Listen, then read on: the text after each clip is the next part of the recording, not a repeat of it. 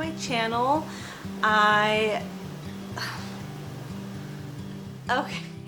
I'm just finishing up my 33rd week of pregnancy, moving into my 34th week of pregnancy.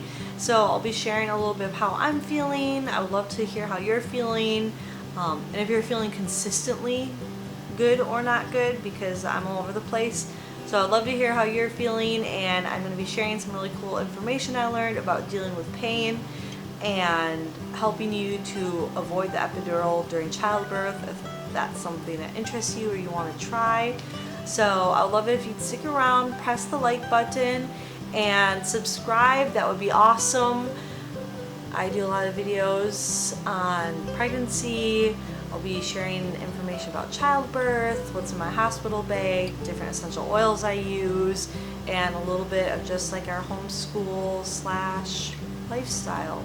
So yeah, press subscribe and like, and here I am with my 33rd, 34th week of pregnancy. I've been looking up different ways to avoid the epidural for childbirth. I have nothing against the epidural. I've had it done. I had an epidural 4 times, and one time it was like perfect and amazing, and the other 3 times I either had reactions to or it didn't work, and that's why I really don't want the epidural this time, because A, this is my 5th baby. It's like very likely it could be my last baby, and I would just like to experience childbirth without the epidural, just to see what it's like. And then B, in my mind, I feel like I have like a 75% chance that the epidural will either fail or I'll get like a spinal headache like I have previously, and it just scares me. So I think I just would like to not have the epidural. That and my last pregnancy, or my last birth, was the easiest and best by far, and it's because I labored myself till I got to 7 centimeters. And then once I got the epidural, I was like, I had to stay in bed until I actually had the baby. And I felt so confident and excited until that point. And then I started getting scared. And then I got the epidural. And then I was just kind of put out because I did not like just sitting in bed, but that's really all you can do when you have needles inside of you. But anyway, so yeah, I was looking up ways, like tips to have a natural childbirth. Only a couple weeks away. I thought about taking like a Bradley method class, and there wasn't any near me. Time, money, all these different situations were just like, didn't make it possible. My husband's schedule is crazy, but I got some great tips. There's this girl, Bailey Smith. I'll link her video that I watched below, but her video was how to have a natural birth using the Bradley method. And I've only researched a little bit about the Bradley method. She didn't seem to talk too much about the Bradley method. Like, she did, but she was also talking about like other methods and different midwife things. Anyways, she just had a ton of lots of different information on there. And I feel like I've been pregnant so much, and I've heard a lot of different tips and information, but I don't know. She just made sense to me. But one of the things that she had talked about was, obviously there's pain in childbirth, and I've heard other people say to not use that word. Other people have talked about like embracing the pain. And she said, make a list of ways you've dealt with pain in the past, whether it's been a really high fever, broken bones, whatever, whenever you've had physical pain, make a list of the ways that you've dealt with it, and cross out all the negative ways you've dealt with it, and look at the ways you've positively dealt with it. So I thought that was really neat, because then she said, you can write down the ways that you positively have dealt with pain and have it written down, so when you're maybe starting to go towards those negative things where you're, she gave the example of when you're starting to get like loud or yelling, when you're clenching up, holding your breath, have your birth partner or your husband, my birth partner is my husband, of course, have them remind you, like, don't clench your fists or keep breathing, because when you're in pain and you're in that moment, it's hard to remind yourself, and you're not going to be able to remind yourself of those different things. And so I've had like horrible like tooth infections before, and I get really, really bad ear infections. Like when I hit 7 centimeters without any sort of medication, like it still wasn't even quite at the pain when I've had like horrible ear infections before. And that's why I remember when my doctor was like, okay, you're ready for the epidural, I remember thinking, well, I'm still actually fine. Like, I think I can do this, but it was just painful enough where I started to get scared, like, I don't know how much more I can handle, but I guess that's normal to think that. Anyways, so when I've dealt with those like horrendous ear infections and stuff, I've noticed like the negative ways I've dealt with pain, like the ways it just seem to make me feel more engulfed by the pain is when I'm just like still and calm and I just focus on the pain, or it's like I'll focus like when I've got like the horrible ear infections and it's just like I just sit like this and it's like, I don't know, you're in so much pain and there's not much you can do, but doing nothing has always made it worse. Like just trying to stay calm has never worked for me. What has worked is when I'm moving. And I've noticed when I've been in pain before, if I'm pacing a room or I step outside or any kind of movement seems to help me deal with the pain really, really well. Even something, you know, simple, like I said, like pacing in my room, that seems to help a whole lot. And I think that's why I made it so far with my last baby not having any medication, because I wasn't just sitting there, I was staying busy. I was trying to like clean the house and crazy things I shouldn't have been doing. But I remember just like pausing in between contractions while I'm like vacuuming. But it was good because it kept my body moving, it kept my mind moving. So I know that when I start getting lost in the pain or lost in that heaviness feeling, to not just like retreat inside myself. I want to keep moving, and also listening to music and smelling my essential oils. Those are both really big ones. I haven't used my essential oils. I haven't had ear infections or anything in a really long, like couple years, and I've been using essential oils for a couple years, so I haven't had experience using my oils for pain like that. But I know once I got to like 5 or 6 centimeters, and it was starting, the contractions were getting really intense and I was starting to like really feel them. And then once I got to like 7 and it was like starting to get scary and painful, I had some of my essential oils, and it was odd. It wasn't even like an oil I liked. I don't even know why I had it in my purse. It's called Peace Oil from doTERRA. And I put it probably in my purse or in my birth bag because it's called Peace Oil. It's a peace blend. I don't remember what's all in it. I'll have to look. But I started smelling that, and I don't know what it was, but it like completely resonated with me. Like I could not inhale the scent of that enough. And I remember thinking like, I can't go on unless I can keep smelling this. Like every time a contraction would start to build, I would just like roll, it's in like a glass bottle roller, I would just roll on my hands and just inhale it.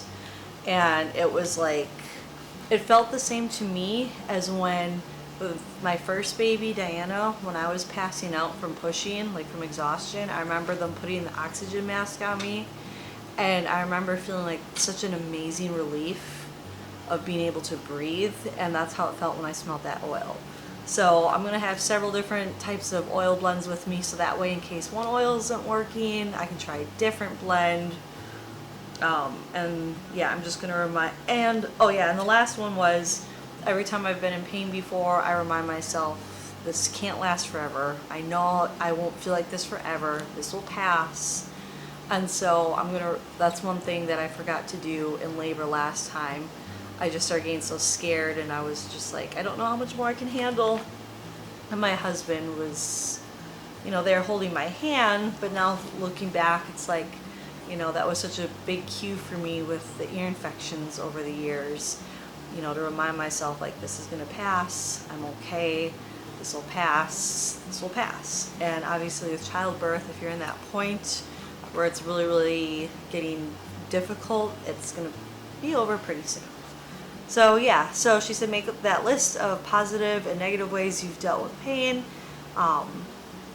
Make sure you're not doing those negative things when you get to the pain, and make sure your birth partner has that list so he can remind you, because you're not going to be thinking clearly. And another thing she had mentioned was make sure you're using natural Himalayan salt, like the pink Himalayan rock salt. And I guess she didn't give an amount, she just said like salt to taste. And it's so weird that she had said that. One of the things that it helps with, I can't remember all the things that she said it helps with, but the one that stuck out to me was it helps with prom, or like the premature rupture of your membranes, and that's where your water breaks and you don't go into labor. And that's what's happened to me 3 to 4 times. And I think that's why I had such a horrible like experience with the epidural, because my water will break and contractions won't start. So they have to give me Pitocin, and then it'll be a couple hours, and then they give me more and more and more Pitocin until it's just, then I get the epidural, and it's just like this huge cascade. And so my biggest prayer, aside from having a healthy, happy baby with my last baby, was that my water would not break and I could just go into labor naturally. Because as soon as your water breaks, it's like the clock is ticking and they want to get that baby out. And yeah, my body just does not want to kickstart into labor just because my water's broken. So I guess having a little bit of salt actually helps avoid that. And with my last baby, I do remember, even though I don't like salt, I don't like chips, I don't like salty snacks at all, but I will put salt on like turkey, like Thanksgiving turkey, and sometimes scrambled eggs. And with my last baby, I actually just craved scrambled eggs all the time, so I was having more salt in those last couple months than I probably had in the last like couple years. It wasn't excessive or anything, but I don't know if that had something to do with me not having my water break and just going into labor naturally. But I'm definitely willing to start salting my food just a little bit to see if that's gonna help. And then she said make a daily checklist of ways that you want to relax and prepare yourself every day for your upcoming birth. And that sounds so simple, but I don't know. Every time my water breaks or I go into labor, it always like catches me by surprise.